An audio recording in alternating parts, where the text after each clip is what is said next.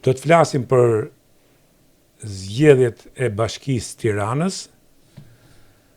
pra për vakumin që krijua me Erion Velin, shkarkimin e tij në Bashkinë e Tiranës. Dhe sot do të jetë i ftuar një autokton Tiranës që do të ishte në nderin e Tiranës të përfaqësohej jo vetëm për qenien e tij si autokton i Tiranës, por edhe për staturën e tij si një mjek i respektuar, një njeri që nuk ka vulgaritetin në verbin e tij në diskutim dhe si Tirancit ka dhe hapësirën dhe tolerancën. Mirëmbrëma se ka ardhur në Xhiro me Syçin krenar Ilir Ali Mehmeti, se kjo dhe emrin tim, po krenario futbollisti dhe kushurini jot. Mirëmbrëma, shumë faleminderit për ftesën, kënaqësi. Ilir, sonte ne do të flasim pikës pari, siç e thash kurtimisht, qëndrimi juaj mund të jetë si qëndrimi një politikani, qëndrimi një qytetari që edhe ju, si autokton Tiranës, keni pronat e juaj në Tiranë, nuk e di se çfarë ka ndodhur deri ku keni shku, çfarë keni marrë, çfarë ju ka kthy, çfarë nuk ju ka kthy. Por si e shikoni vrasjen e gjyqtarit Kalaja dhe çfarë duhet ndodhi mbas kësaj, ose çfarë do të ndodhi mbas kësaj? Shumë faleminderit një herë për ftesën edhe ngushëllime familjes në radh parë, sepse nuk diskutohet që janë sado që neve mund ta ndjejmë këtë shok në gjithë shoqërinë, nuk ka diskutim që nuk i afrohemi as pak dhimbjes që gjejnë familjarët për humbjen e dashurit tyre.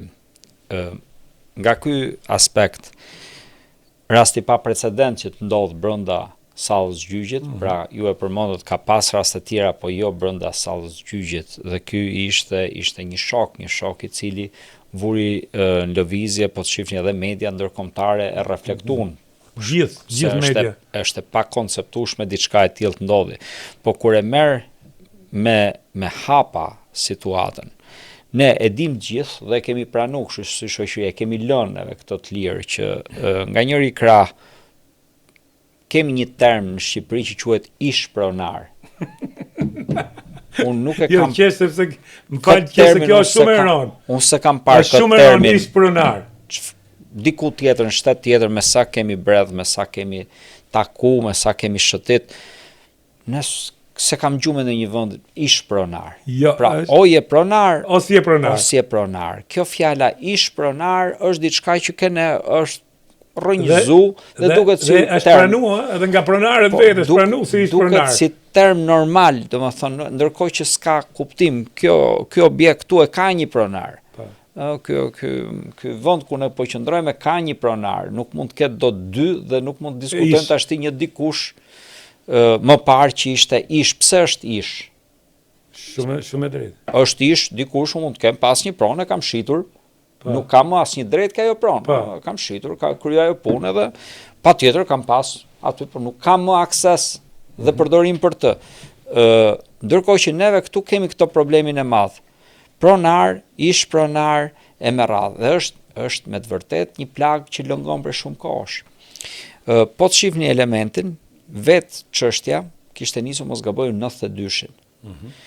Dhe djali që kryu krimin ka lindur 2-3 vjet mbas çështjes. Pra, ky e ka gjetur kur ka lindur, e ka gjetur çështjen të hapur. Dhe shteti shqiptar, dhe po ja vej shtetit shqiptar, sepse shteti shqiptar ka detyrë që të bëjë drejtësinë me ligjen, me gjyqësinë, si ta mendoj. Për 30 e kusur vjet nuk gjeti dot një zgjidhje. Dhe ky djalë që lindi 2-3 vjet mbasi nisi çështja, sot ishte 30 pak vjeç, kreu një kreu, unë se justifikoj kur, si që tha dhe ju, jam kundër vrasjes, kundër humbjes jetës, vetëm ta jep Zoti, i ti është për ta marrë, por antisensi një diçka e që zgjat pa fund, pastaj fillon dhe prodhon situata aberrante, pra që kur fillon me termin ish pronar që se gjem asnjë vend botës, ashtu do vazhdoj pasoja dhe me gjëra që si gjen asnjë vend botës.